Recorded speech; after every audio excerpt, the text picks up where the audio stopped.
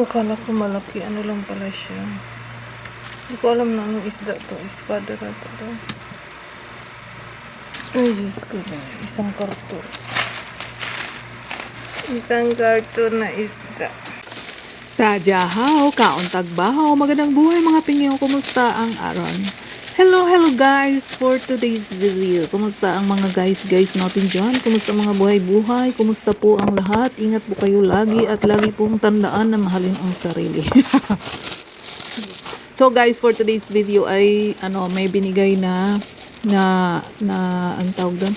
Hindi ko alam kung anong isda yun. Basta kay isda siya kasi hindi talaga ako ma-familiar sa mga isda-isda guys. Basta ang alam ko lang tilapia, bangus, spirit, tamban, mga ganun lang matamban. So guys, kaning isda, wala ko kablo kung unsa siyang isda guys. So gitagaan si boss og isa ka karton na isda sa iyang amigo daw dito sa Taipei. So kining isda guys, di ko ganahan sa iya kay bukugon ba. Hindi ko ganahan bukugon nga isda guys, kanang kay dali ra man gud ko matukan, ay dali ra ko mabukog ba. So dili kay ko kanang kuan sa wala ko sabot sa ning isda, basta kay isda siya. So mao na guys, akong gi-separate kay amo ni siyang konsumo for 3 months. 3 months siguro naman ning kinaon guys, kay dapi kadaghan gid siya as in. So mao ni siya guys nga ako siyang gi-separate kay inigkuha na ako siyempre freezer man ni siya no. Inigkunin ko siya, magluluto ako mga 2 piraso, ganyan. Yung 2 piraso guys, mga abot na sa amin yan 2 days guys. Tapos hatiin ko kasi yan guys. So ang boss ko kunti lang kumain, tapos ako isang beses lang ako kumakain sa isang araw. Yung isang umad ako na pag kumain ako ng full meal.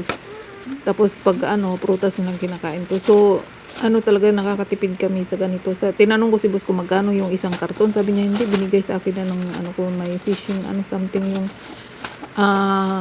niya, friend niya. So yun, binigay niya yan guys. So sineparate ko na siya kasi dumating sila boss kagabi. Sabi niya sa akin na nilagay yan sa freezer, kaso sabi niya daw na kaya ko nang mag-isa-isa para i-separate ko ba, portion para tao dyan guys, nakalimutan ko.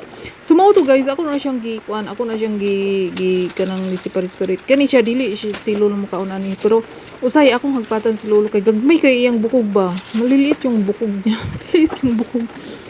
Yung bukog niya guys, tinik pala yan. Bakit yung bukog man nga sa amin guys. So maliit siya, ay kanang nipis ba, manipis. So anytime, kaya pag kumain ako nito guys, careful akong maghimay-himay kasi ako natitinik na natutusok yung ngalangala ko ba. So ganun ako actually sa bangus, hindi ako masyadong magkain sa bangus talaga guys kasi mabilis akong matusok-tusok sa lalamunan ko. Ewan ko guys, hindi talaga ako kampante. So ang dami pa naming mga pagkain dyan na naka-frozen. So ganyan guys, so ang dami-dami. Yan mga matchang, mga ano pa yan dyan. Ang dami, grabe yung food dyan. Kaya dito guys sa bahay ni lolo, hindi ako magugutom kasi frozen pa lang, ang dami na. Mga yung mga pagkain ng mga Taiwanese dyan, pinoprost ko na. Yung iba dyan guys, tinatapon ko na, mga prutas andyan, ko para masave ko siya ba. So yun lang guys ang ginagawa ko today's video. Inaayos ko yung mga dyan, mga freezer yan, ilagay ko na siya. So yun lang guys ang ating update for today's video. Mag frozen tayo. So bye guys. Say Jin, I need dalay gunon Diyos, kapangit man sa akong video ngayon. Basta yun na yan siya. Ayan.